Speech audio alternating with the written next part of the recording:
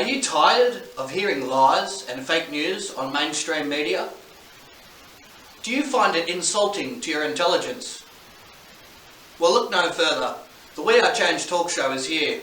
President Trump has launched airstrikes on Syria. A lot of his prominent conservative supporters have turned against him after this action. Have you suffered human rights violations or been a victim of corruption? The We Are Change talk show would like to hear about it. Phone the number on your screen today. Who the hell's going to listen to a little guy? You guys are, thanks. Yes, it's what we're here for. Yeah. Thank you so much. And what I hope is they don't put a mother and a child in the house, because that child will die. And no one seems to believe me. Once again, much love to everybody at We Are Change, and I look forward to seeing you guys at more events in the future and working more closely with you. Beautiful. Thank you very much for the call, my friend, and all the best of luck moving into the future. Much appreciated. Thank you, Jeff. Appreciate it. You know, the legendary Jeff.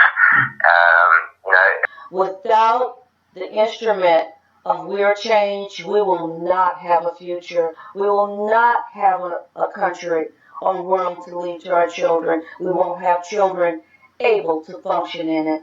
So be a part of it. Join it. We Are Change Melbourne gives those who mainstream media have ignored a voice, exposing corruption, injustice, human rights issues, and much more. We Are Change Melbourne is the voice of the people. Yeah, this is Jeff. Met Jeff for the first time I'd met Jeff. He too is a lovely chap, and he has a YouTube channel called We Are Change Melbourne. So if any of these topics pique your interest, pop over to We Are Change Melbourne and say good day to Jeff. You've seen that video that's just going past the interview, Enough is Enough. Watch that one. Phone the number on your screen and be connected with the We Are Change talk show.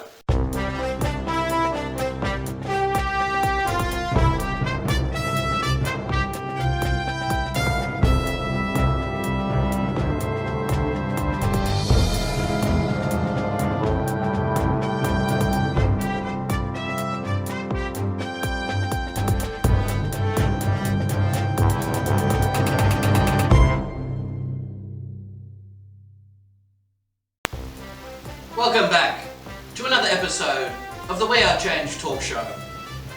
Thank you very much for joining me. We have a huge show for you today. We are going to be discussing some very important topics such as the refugee crisis, work for the dole schemes, and the cashless welfare card. So without further delay, we'll go to our first caller on the line. We have Wendy from Toowoomba in Queensland.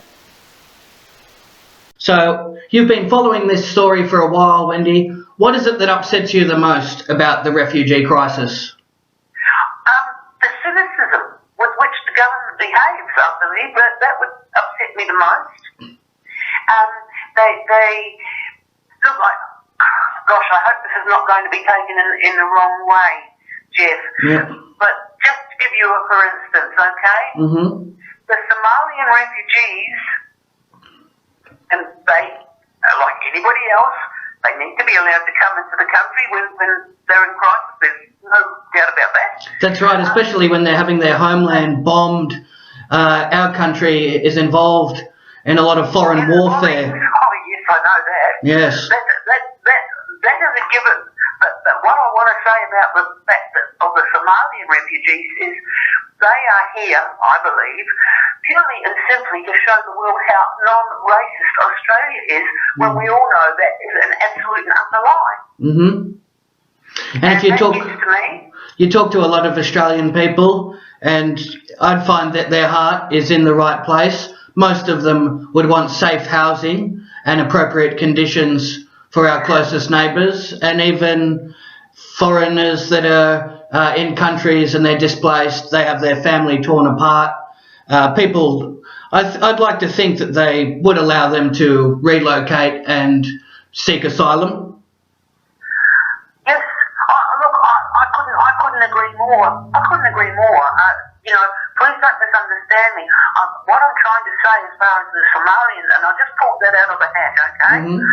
What I'm trying to say is about that is not that they shouldn't come, absolutely the entire opposite. But what I'm saying is, I believe it is the government's way, the federal government's way of saying to the world, look how non-racist we are allowing these black people into the country so that people go, oh, you're very good.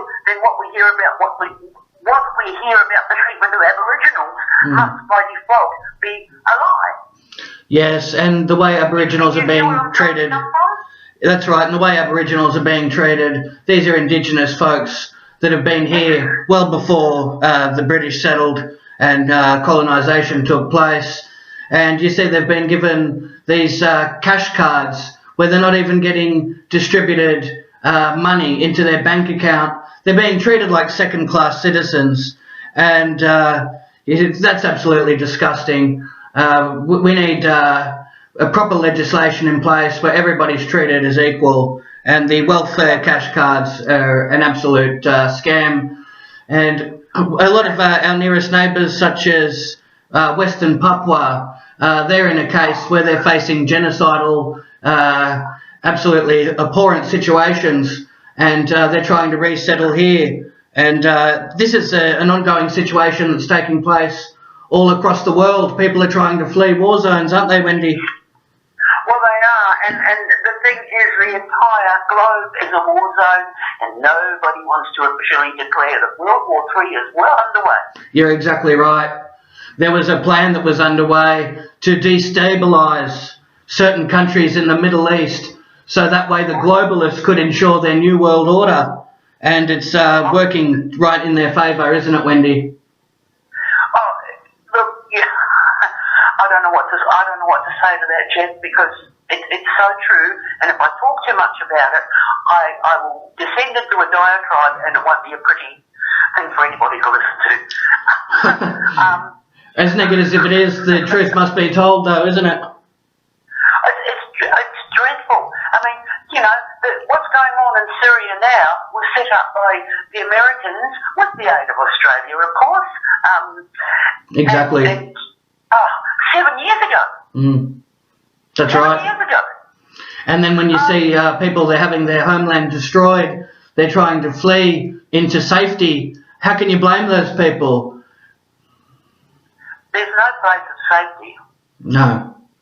None whatsoever. It's a logical situation to escape a war zone, and you cannot discriminate or place judgment on these people. They're acting in a way that's going to be beneficial for their family, and they're trying to protect their loved ones and make a smart decision. A lot of them are getting on boats that aren't seaworthy, and they're in absolute turmoil and in a desperate situation.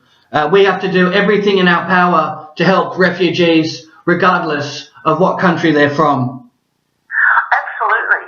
And, back when stupid John Howard talked about, the babies overboard, the children overboard thing, New Zealand took those people. Exactly. They are all settled, absolutely productive members of the community. I've read articles about where are they now and what are they doing, and things like that. That's right. And New Zealand even made an offer to house a lot of the refugees on Manus Island, and that was very generous. That's right. And the Australian government didn't step up when it was their time to shine and look after these people. They were nowhere to be seen. Operation Sovereign Borders was well in effect, and when it come down to this humanitarian issue, there was no sympathy. There was no compassion shown from the Australian government. Chip, the Australian government are too busy with their snouts in the trough to do anything for anybody except themselves. You're 100% correct, and people have to see through the lies and the propaganda and wake up to this. We're all human beings on this globe. Nobody should have their homeland attacked. No one should have their welfare jeopardised. Everybody should have the right to safety, appropriate housing, food and water. These are basic essentials, and nobody should be deprived of that. I couldn't agree more. And you've got Nestle saying, no, we own the water and you're going to have to pay for it. Yes, water that's fluoridated too. Once it's been processed in the Nestle factories, it's hard to actually find water that's not fluoridated. Yes, it's a nightmare. Absolute nightmare. These people are eco-terrorists. That's exactly right. Must be stopped. That's right, and charging top dollar for water. I've even heard statements, if they could charge you to breathe oxygen, they'd go ahead and do that too if they had the capacity. Oh yes, absolutely. I couldn't agree more. I don't know if I'm going off track here, but I have a dream, and it is the global reforestation program. Mm-hmm. And what we do is all of those eco-terrorists, they become blood and bone, and we plant trees on them all. Yeah. And I know that's a bit off. Yeah. But if they brought back the guillotine, I would be sitting knitting. I tell you that for nothing. I'm just, you may remember. Oh gosh, I don't really want to mention her by name because she's had enough problems already. But you may remember the young woman. Oh, let me see. 6 or 7 years ago, maybe, who was she had mental, she had psychological problems, and she was arrested as an illegal alien and thrown into Baxter. She was an Australian citizen.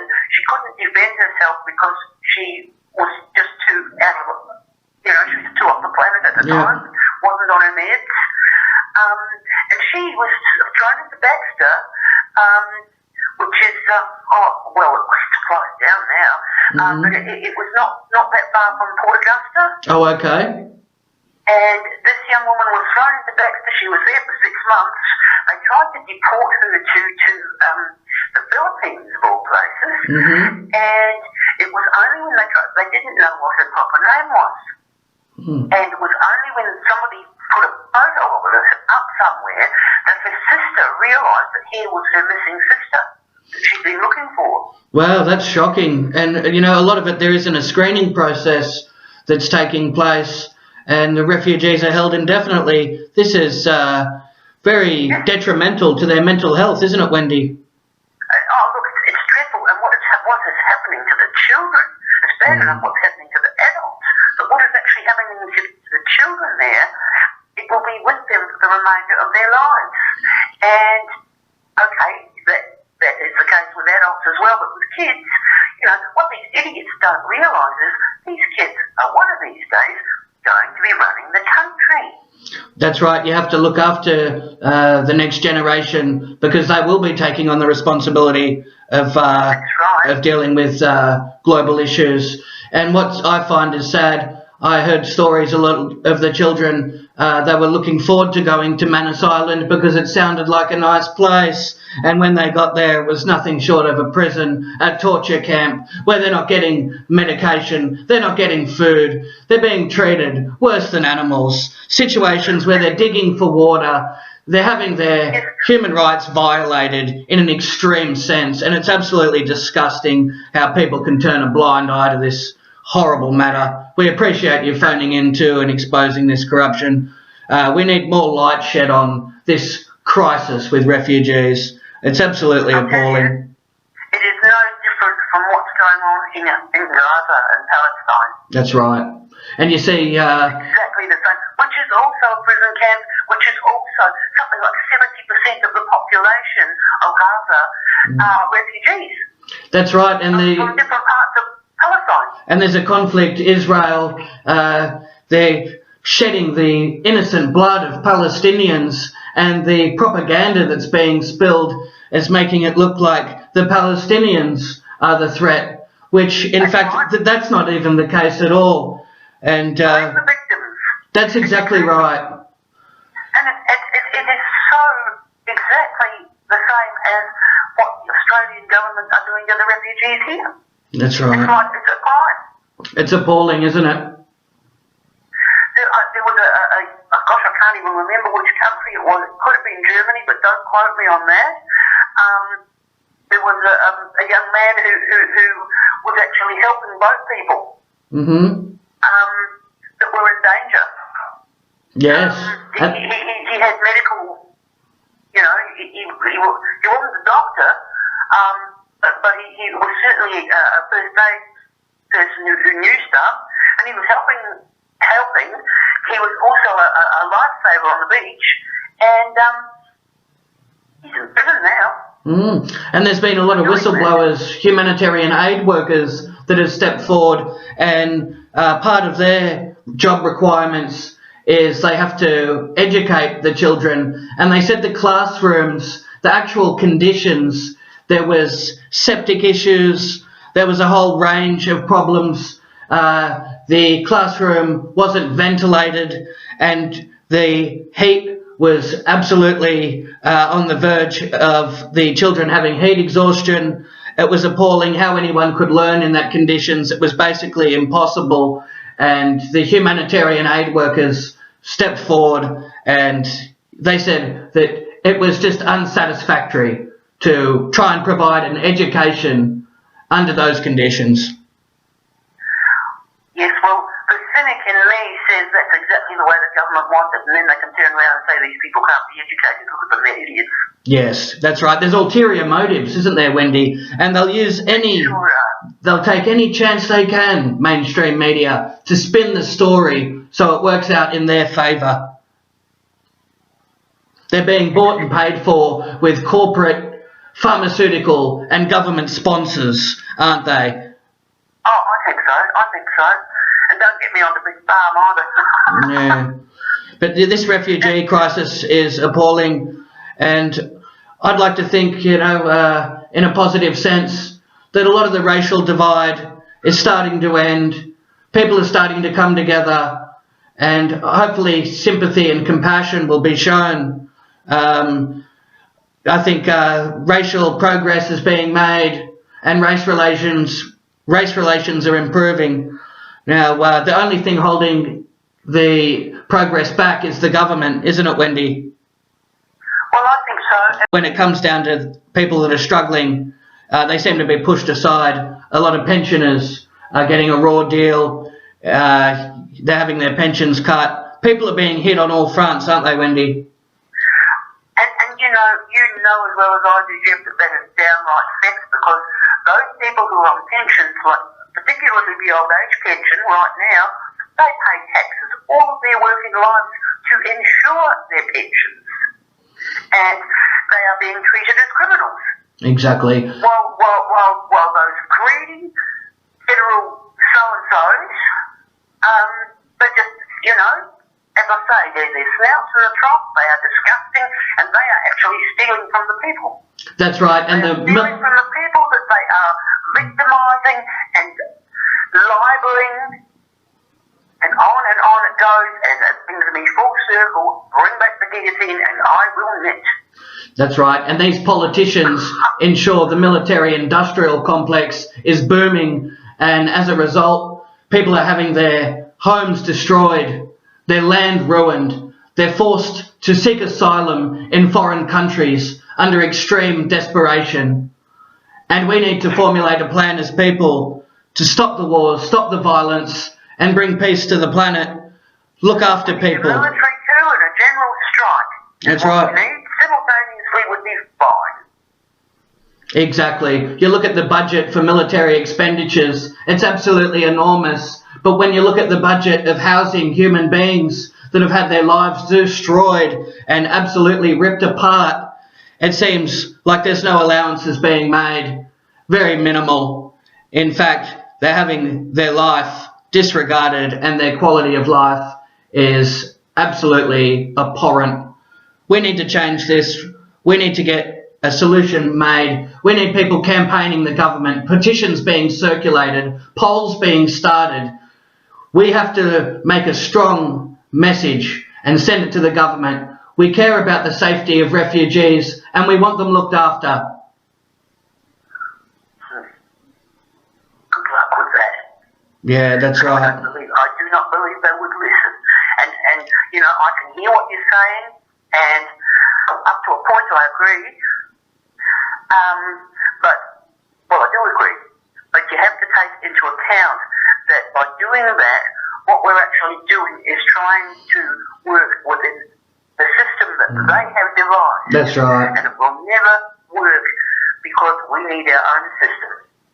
That's right. They've designed the system to fail, and trying to operate within that framework is extremely difficult. We need radical changes implemented and people brought into safety and their freedom acknowledged.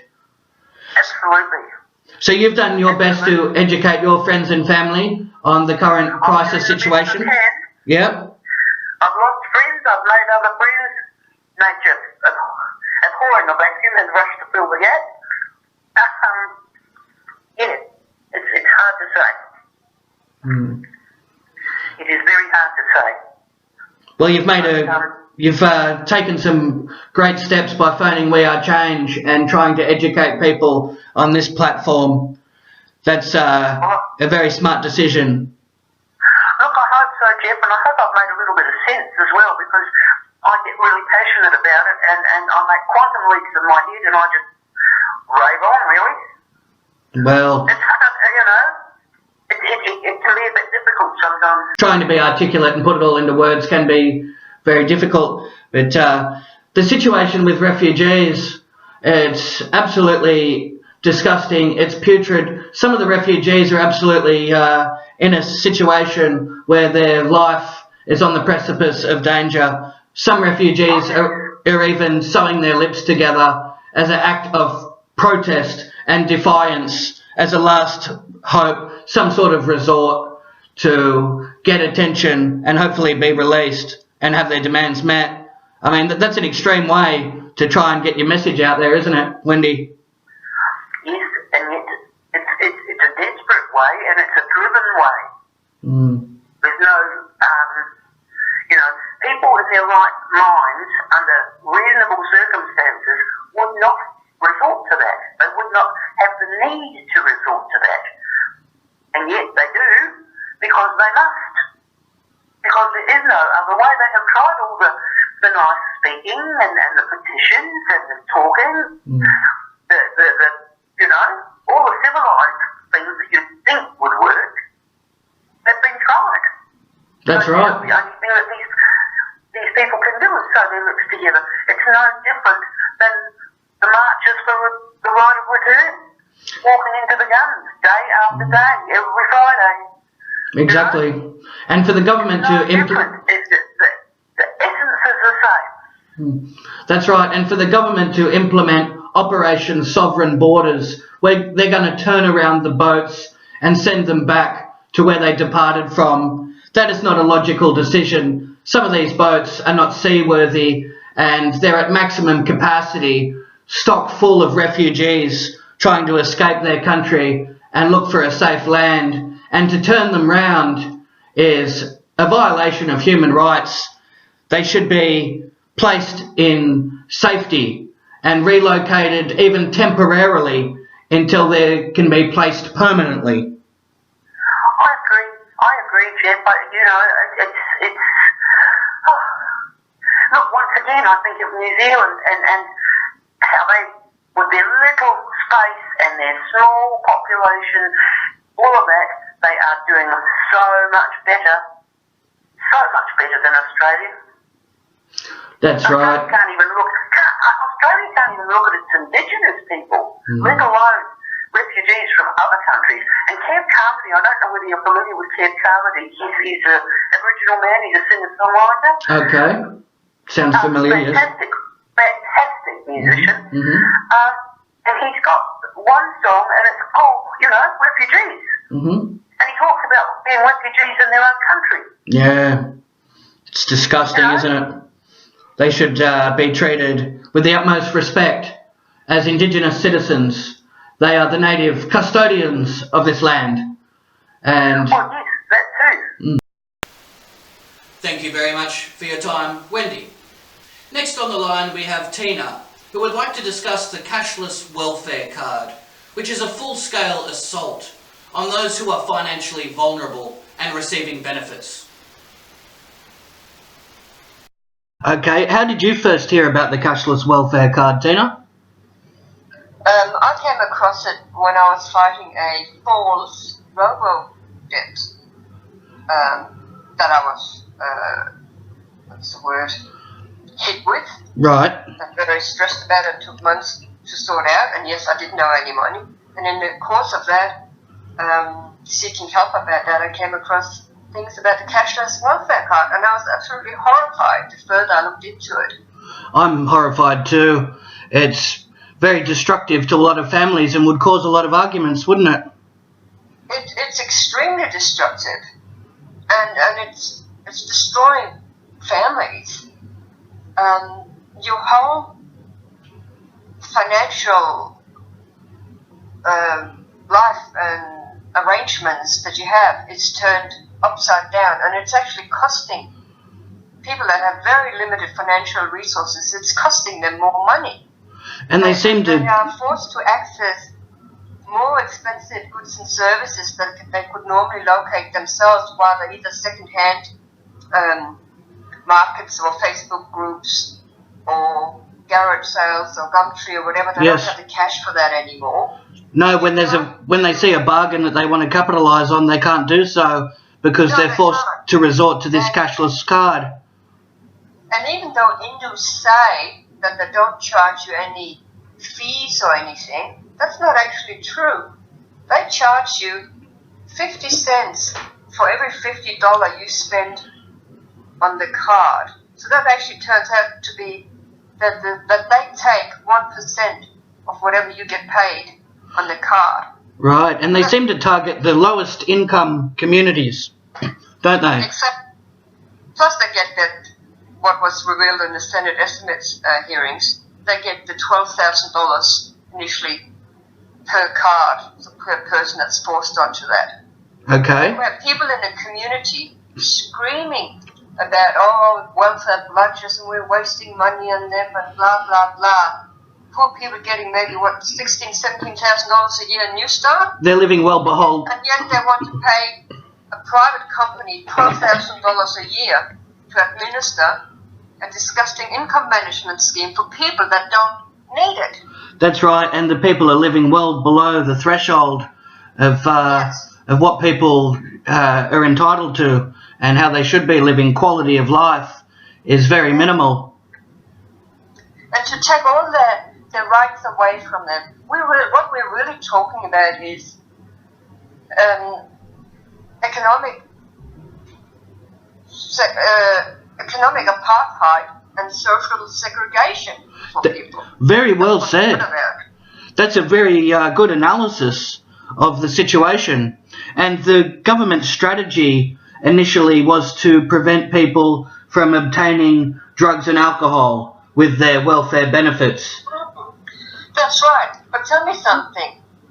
Who the heck says that people that happen to be on social security benefits for whatever reason, carers, students, people with disabilities, people on sickness benefits, people desperately seeking work, who says that they're more likely than anybody else in the community to be wasting money on drugs, alcohol, and gambling? In fact, research has shown that they spend less proportionally on that than other people in the communities. That's exactly right. All a ploy to further, by stealth, the privatisation of our social security services. They're attacking the most vulnerable, aren't they, Tina? And this is a very sinister way of doing it, is hitting them through their income. And the judgments that are made, and you see the Murdoch news networks and their constant monthly or weekly bash of welfare bludger stories. It's all part of that liberal, the neoliberal ideology. Exactly. That's being pushed down people's throats. You see it on mainstream media all the time. Current affairs programs, they're always targeting... Current affairs, Sunrise, those kind of programs. That's right, and they make a lot of Australian families out to be second-class citizens, those that are unfortunately on welfare, and the people that are struggling the most seem to be the ones that are targeted. And the way they publish their stories, it portrays these people as though they are less than human. Yes, that pick out one person out there that's the worst of the worst, and they point quintessential bludger or whatever, make it out as if everybody's like that. Exactly right. And that's why they should be punished and can't be trusted with their own finances, whatever. Tell me something. What's the difference if then you see on the news sometimes that somebody has been caught drink driving and they're up in front of the judge and they're pleading to be let off because they would lose their job if they lost their license. Now, shall we then punish everybody who happens to work because there's some workers who drink drive? That's right. Well, obviously they can't be trusted with any alcohol or anything either. That's it. All workers, no alcohol for you guys. And might as well put you on a cashless welfare card too, because you're obviously spending money on alcohol and not on your family. That's right. It's like there's selective rules for different people. Exactly. Now this is just about attacking the most vulnerable in the community first. They've laid the groundwork with all the bash the welfare bludger stories and turning the general public against people on social security. They've got all the workers riled up. We have the working poor in Australia now. They're struggling, they're doing it hard, they're working their guts out and can't even support their families on one wage anymore, let alone on the minimum wage. Yes, it's devastating to see. And they've been led to believe that we have all these welfare bludgers out there living their high life on the social security benefits, not having to work, not having to do anything, getting all this stuff for free. This is just not true. That's right, and you see the rates of depression and anxiety increase significantly when welfare recipients are placed on cashless welfare cards or into work for the dole schemes, and this has led welfare receivers to end up homeless, put in peril and have their life in danger because they were forced into financial ruin. Yeah. And that's even the big issue with New Start at the moment. If you look at ACOS and lots of other organisations, even the business councils now are saying that New Start, the rate is so low that it is now actually a barrier to seeking employment. People cannot survive on it. It's no longer a safety net that keeps them afloat until they can get back into the workforce and get employment. They're sinking, and they're sinking fast. That's right. It's actually counterproductive in the long run, isn't it? When you have people that are being put in such a predicament, when you become homeless, that puts your life in danger when you're forced out onto the streets. And there could be a number of deadly outcomes that could perhaps eventuate from this. And also, even if you're homeless, to actually try and still claim your social security benefits that you're eligible for, it's nearly impossible. You need an address, you need a phone. And talking about that, unless you have phone and internet connection and you're tech savvy, yes, you have no hope of trying to work out this cashless welfare card and trying to access your money. And people, not only that, they have to be financially very, very savvy, because the cashless welfare card is not that it's just set up and you have this pot of money 80% and then you can use it in the approved merchants. That's right. You have to spend more on food. Some weeks you have extra bills that come up and you spend most of your money on this or that. In Saduna, I think there were, over a period of time, 21,000 legitimate purchases that were declined. That's appalling to hear that. And not because these are basic. Those purchases were illegal or anything. Yep. Or not because they didn't have the money for it, but because of the issue with the categories. That's right, and people's basic needs and liberties are being denied. Yes. And to try, and a lot of people source things over the internet, especially people with disabilities that might not be able to get in and out and try and source cheap things, but you can't buy things there. Gumtree is not allowed. eBay is not allowed.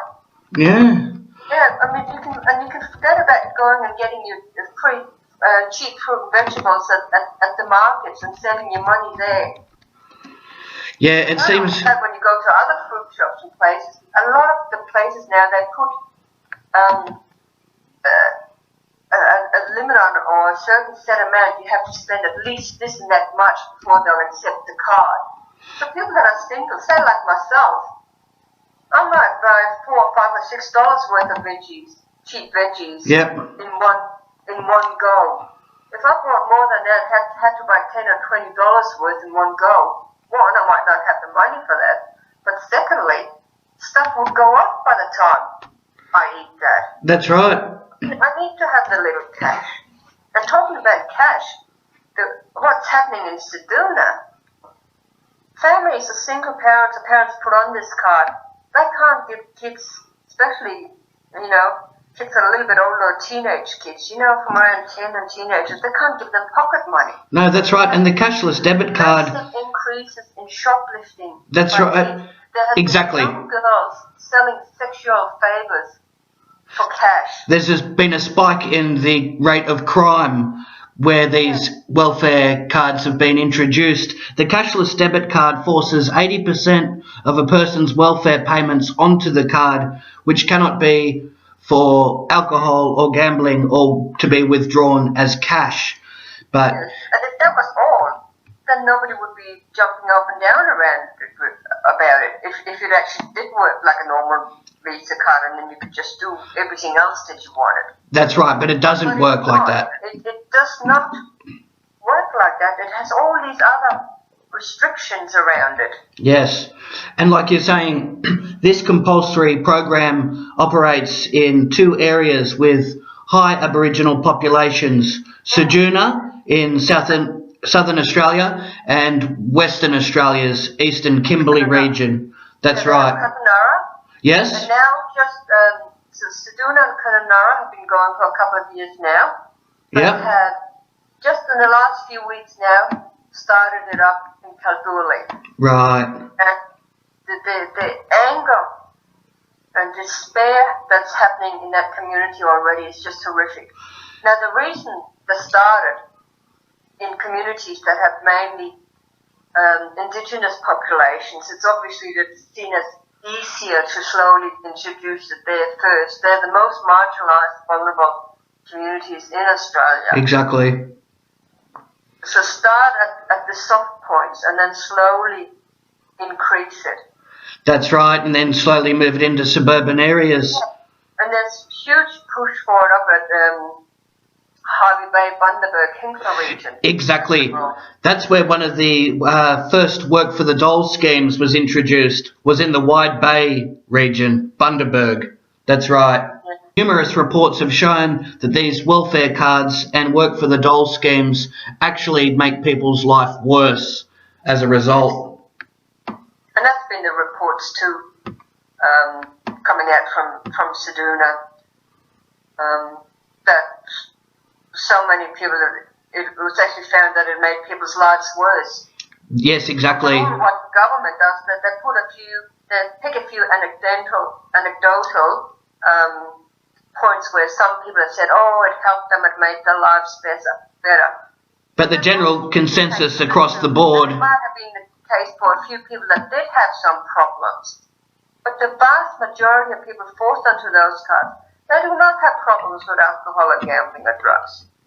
And there are already services and supports and mechanisms in the communities available to deal with people that have those kind of issues. Exactly. There are services and resources that are allocated to those specific problems, but the general consensus across the board is that these welfare cards and Work for the Dole schemes are destroying lives. Well, it is. It destroys the lives of the vast majority of people that do the right thing. Exactly. Few people that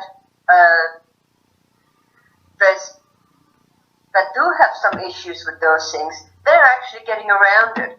And they're getting around it by, well, especially humbugging is coming into place. Yep. You have unscrupulous people in the communities offering cash or alcohol in exchange for the people with the cards buying them cigarettes, groceries, other goods and things, but at inflated prices and for a profit for the ones with the cash and the thing. so that you might buy them $100 worth of goods, and they give you $70 cash in return. So those people It's straight out highway robbery. are they're even worse off now. So not only do those people still end up spending money on drugs and alcohol and gambling, now there's even less money that's left over for their families and kids. Exactly. It's the opposite result. And that's drawing significant controversy to this matter as well. Noting, and this program has been criticised in a widespread fashion. A lot of critics are arguing better approach is needed to address complex issues, like you said, driving crime, unemployment, alcohol and drug use. To implement a cashless welfare card is not the sensible, logical way to address such problems in small communities. What the issue is, it's about, for the people that are on New Start, it's about having jobs available. Exactly. It's about employment. It's about creating employment and employment opportunities for people. And they never cover stories. What they don't recognise is that that's right. It's just a card that's for people that are unemployed. This is for people with disabilities who, through no fault of their own, could be stuck on an income management scheme for life. This is for carers. Exactly. That look after loved ones that are sick or disabled or whatever. They could be stuck on there for life. This is for students. This is for young school leavers. That's right, and they don't factor in parents with young children. exactly. For everybody. They don't consider people that are actually budgeting their welfare sensibly, making adequate payments in a wise manner, paying off their bills, looking for work. Very good, very, very good with how they make every dollar stretch as far as possible. You don't hear those stories. It's been taken away from them. That's right. And how can you teach your kids or anybody money responsibility by taking control of your finances away? We're treating adults with total disrespect. There's no, the words fail me. There's no self-determination there. Yeah. There's no choice. That's right. People are getting sick over that. People have expressed to me a number of times that they feel suicidal. They feel like that's right. Giving up. This is just the last straw. They do not need that, and they don't need to be humiliated and judged by people in the community, by the public. Which is exactly what it is. Oh, you must be one of those druggies, alcoholics, whatever, you're on a cashless welfare card. That's right. And people with underlying depression or anxiety disorders, this is going to be exacerbated tenfold. Absolutely. And then you have to ring up, if you need some of the extra cash available for things that you need urgently, you have to ring up like a little child and beg and plead and ask for permission. Could you have some extra money changed from this category to that category? Could you get a proportion extra one-off into your own bank account so that you can maybe access it as cash to buy something second-hand? That's Never right. mind that item will probably be sold by then. Some weeks later you might get an answer.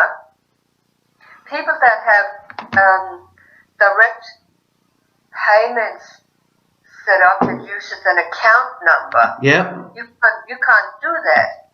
You lose often you get a percentage discount if you set up any direct payments with an account number. Yes. You lose that because, I don't know if you're aware of that, but you don't actually have an account number with Indu. You have a card and a card number.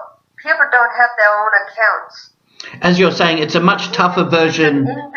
It's a tougher version of the. More the interest on that. It's you a don't much get interest on your money. Exactly. As you were saying, it's a much tougher version of the punitive and completely discredited Basics card, which yes, that restricts 50% of the unemployed New Start recipient. Their welfare is 50%, where in fact the cashless debit card is 80%, much more strict. That's right. That's right. And And worst of all, once you're placed on that card, if you move out of the area to anywhere else in Australia, that card follows you. You're not exempt if you change. Go into areas that are not set up to use that card, where all the local shops and things haven't become approved merchants, and you are absolutely stuffed. So there is no immunity that you receive if you relocate to a different area, a neighbouring suburb.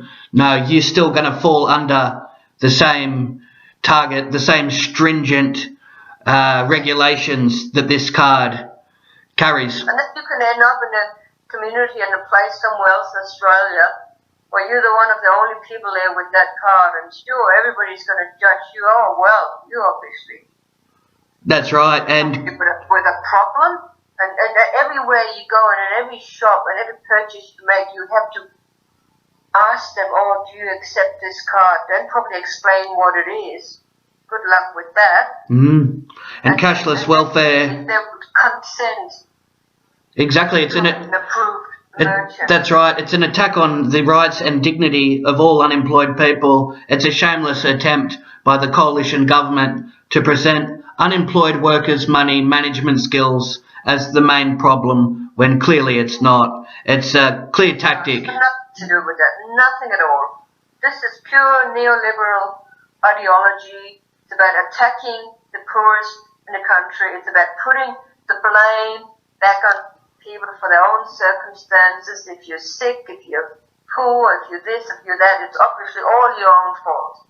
And you don't deserve any support, any kind of assistance, and we'll use the stick here instead of the carrot.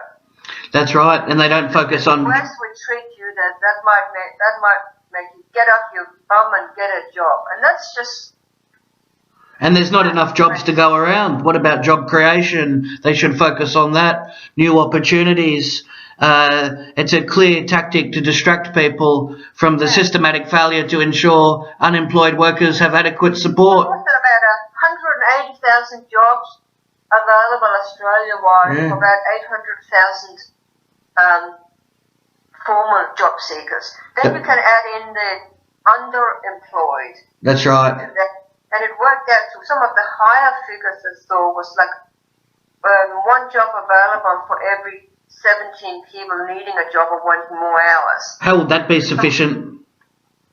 So it doesn't work. And not only that, now we have to contend with all the people that have been kicked off the disability support pension in recent years, and That's right. the tightened criteria are no longer getting offered. We have hundreds of thousands of people now stuck on New Start that are too sick, ill or disabled to work, but are not considered eligible for the disability support pension. And I can guarantee you that those people, they're never going to be the 1 in 12 or 1 in 17 people that will get offered a job.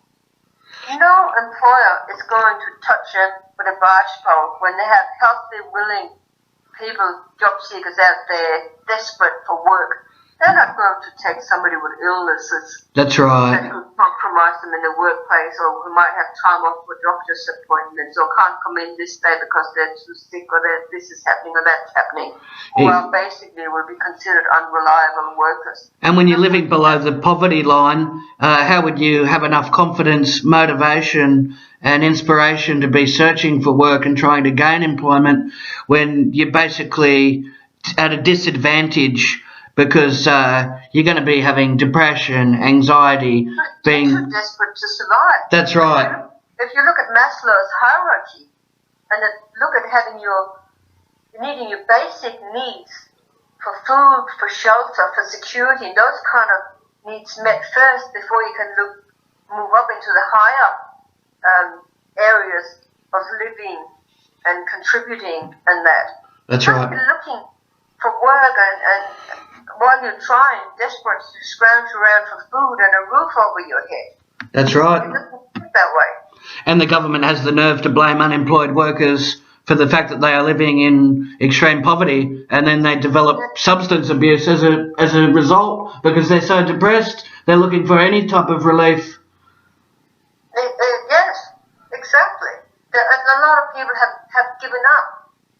Exactly. And I can't blame them. Job seekers out there, people that have worked 20, 30, 40 years for their whole lives. And now they're considered useless and bludgers and alcoholics and druggies and God knows what else, and thrown on a scrap heap. Exactly. And how many people have been put in a position where they have to commit actions that they don't want to do because they're forced into a situation where they're in extreme poverty, and then they're making choices that they don't want to do, and then you can see the crime rate spike. People end up in prison when they're trying to provide for their families. Well, for single people, prison might be preferable. At least you have a roof over your head and some food 3 times a day. And unfortunately, basically, that's where a lot of people end up when they're placed on this cashless debit card. Once their quality of life changes, they start to live in an unstable household because bills aren't getting paid. You can definitely see a lot of people would spiral down. And there's a lot of problems too with in terms of people maybe fleeing, women fleeing domestic violence situations. Yep. You really need cash often to be able to do that. Absolutely, and a lot of marital problems. And landlords that will only accept, private landlords that will only accept private cash or share rentals where it's all cash. That's right. It just puts them in a state of perpetual poverty that they're not able to break free from. Yes, and not only that, we talk about approved merchants. Now, businesses are actually allowed to say that they don't want to become an approved merchant. So businesses and services selling or providing legitimate things, whether that's caravan parks, campsite, anything, whatever, and any shop, they can just decide, no, we don't want to be a merchant, an approved merchant for the cashless welfare. They are allowed to discriminate against people on Social Security. That's not fair, is it, Tina? Questions asked. So it doesn't matter if they don't sell drugs or, not drugs, well, they probably won't sell drugs in the shop, but if they don't sell alcohol or gambling products, that doesn't matter. It could be anything. It could be a grocery store, it could be a caravan park, it could be any kind of business that just decide, no, we don't want to be an approved merchant for that. I find that discriminate against people like that. And I was just about to say that. I find that a definite case of discrimination. With various caravan parks and campsites and that, they don't want to accept people that are on Social Security. So they've done that via just saying, oh no, we don't take the card and we're not going to become a merchant for the card. A definite case of discrimination, isn't it, Tina? It is, absolutely. And if somebody was in a case of dire need, they're put on a cashless welfare card, they're looking for some advice, we urge people to contact the Unemployed Workers Union. They could help offer some advice and possibly provide a strategy for how you can get out of that financial turmoil that the government has placed you in. And you've also been circulating a petition, haven't you, Tina? Yes, it appears on many of the Say No to the Cashless Welfare Card pages in Australia. Yes. It's also on a group called Facebook group called Social Justice in Australia. It's pinned to the top of that as well.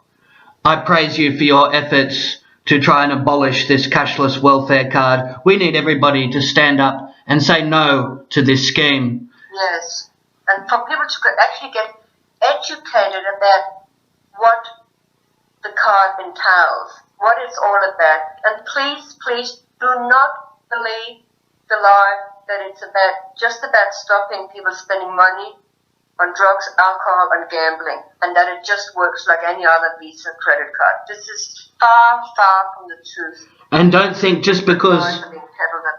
That's right, and don't think just because the card hasn't been rolled out in your city or town, just because it hasn't happened, doesn't mean it won't. There's plans in place. It's meant to be for Australia-wide. That's right. So just because it's not affecting the listeners immediately doesn't mean it won't happen in future. We need to be proactive and put a stop to this. And don't believe for a minute either that it's going to stop with just the under 65s that are under any social security payment. Once it's in and it's up and running, the next step will be that any new age pensioners coming up will That's also right. be placed on this card. Exactly right. People are being targeted no matter what sort of payment they're receiving. Exactly. Yeah, retirees, the age of retirement has been pushed back. People are just being punished left, right and centre. When it comes down to targeting and punishing welfare recipients, the government doesn't stipulate. It hits everybody. Exactly. It just steamrolls over people that are vulnerable and don't normally have a voice. Exactly, and it keeps people silenced. And that's what they're counting on. The silence out there and the brainwashing of the general population into believing the narrative about the welfare bludgers out there. That's right. And you're linked in with a lot of people that are working tirelessly to put a stop to this as well, aren't you, Tina? And the word is slowly getting out there, but we need many more people on board. And we need people actually to stop and take a look and to question, what is this actually all about? What's the purpose, the real purpose behind this? Exactly. Why would you want the average Australian that's in an unfortunate predicament, they've found themselves on welfare, why would you want to make them feel worse, really down and out, make them feel like they can't support their own family? And they're trying to say they want to save money by getting people back into work and off New Start. Geez, that's a funny way of doing that by paying a private company $12,000 per card that's issued for people to be forced onto this scheme. So that's right. Let's giving the New Start recipients $50 extra a week to increase the New Start rate to a little bit more reasonable level. You can see the corporation. About that. That's right. To do that would actually cost about $3 billion a year to increase New Start by $50 a week. People are horrified. Oh, where would we get the money from that? Blah, blah, blah. And yet at the same time, aren't we just talking about and hearing about the $65 billion tax cuts they want to give to big businesses and banks and everything? Exactly. It's really a problem finding that kind of money. That's right. It's like the elite, the globalists, seem to get all the privileges, and the people that are poverty-stricken and living below income thresholds are the ones that are targeted, the ones that are victimised. Yes, and if you give people that are really poor an extra $50 a week, that money is going to go straight into the local communities and stimulate the local economies. Yes. Because those people, they're not going to be sitting on that money. They're not going to hide that away in investments and shares or sitting it in bank accounts or sending it off to the Cayman Islands. Yes. That money would be spent at local mom and dad businesses in the local communities, buying second-hand stuff from other community members. It'll be circulating. It'll be spent. That's right, and that's going to have a benefit on so many levels within the community, won't it? Exactly. And people that can actually have enough food, a roof over their head, and just enough of a safety net. Yes. The way it used to be able to survive while they're job seeking. They're going to find a job much quicker. Yeah, that's exactly right. And then it basically puts more of a burden on other charities like the Salvation Army and St Vincent de Paul, because now they'll be inundated with people requesting meal tickets, gift vouchers. An article in the papers today about the explosion in Queensland about dumpster diving that's happening to get food. Basically, what they're trying to do is turn Australia into a third world country, and that's one way of doing it, isn't it, Tina? Exactly. And to hear people's comments about, oh, you should be grateful for anything you get. No, we bloody well should not. Social security is a right in Australia. Exactly. It's not a privilege. It's a right. It's a right that we all work for, that we all pay taxes for, that it's something that's there for all of us, that when misfortune comes a-knocking, then there's a safety net in a rich country that catches us and keeps us going until we're back in our feet again. And that is what they are destroying. Exactly. Very well said, Tina. And they don't factor into account some hard workers that have actually had a very long employment history, but just happen to fall on hard times. And then they've been caught in the same net as others, and now they're being targeted as well. What about the 6,000 National Australia Bank workers that they were going to slowly get rid of and make redundant? Are they all suddenly welfare bludgers now too? It's what about all the industries that have closed down? It's downright appalling. The workers that have been made redundant, they're all welfare bludgers now too? It really upsets me to see the average family being caught in a case where they're not able to provide and support not only themselves but their loved ones as well. We need to actually hold events, circulate petitions, contact members of parliament, talk to your Facebook friends. Even if you've got a job, it's still very relevant because it might affect someone close. For your children, for your grandchildren, for yourself on the age pension. How would you like to go by the time you get on the age pension, be on a card like that? A lot of lies about supposedly local communities wanting it. It's only been a few very influential LNP or National or One Nation Party members in those communities actually pushing it through, talking to people with vested interests about it, and then coming back and saying, oh yes, this community wants it. When all the people that are actually going to be affected by that, they are not consulted or considered in any form or manner. It's very upsetting. So the consultation process has been a total sham. Yeah. We need to get on to Labor about getting some more commitment to saying no. The only party that's that's definitely against the cashless welfare card at the moment are actually the Greens. Yep. We have various independents that are against the card. The political parties that are pushing very hard for the card are Liberal National Party. Yes. It's and surprisingly, One Nation are all gung-ho for the card. So don't believe one word about them being all for the battlers. Pauline Hanson and One Nation have turned out to be the Liberal Party puppets in disguise, basically. That's very started in any case. That's important information to consider when you're at the voting booth, Tina. I appreciate you providing that to the listeners. I want to thank you for your time phoning through tonight. This has been a valuable interview that's going to cover a lot of points that need to be made on this topic, because this is a card that's going to be compulsory in the near future, and people need to take action now and control not only their own life, their future and their dignity as well. Yes, because don't forget, Hindu is actually signing contracts with the governments about it, and already now it's getting to the point where legally the government can't just back out of that anymore.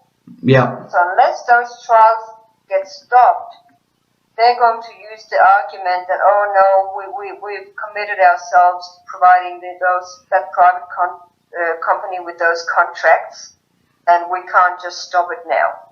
It's all very, very iffy the way it's going on. It's all about... That's right. Well, that sums it up for episode 9 of the We Are Change talk show.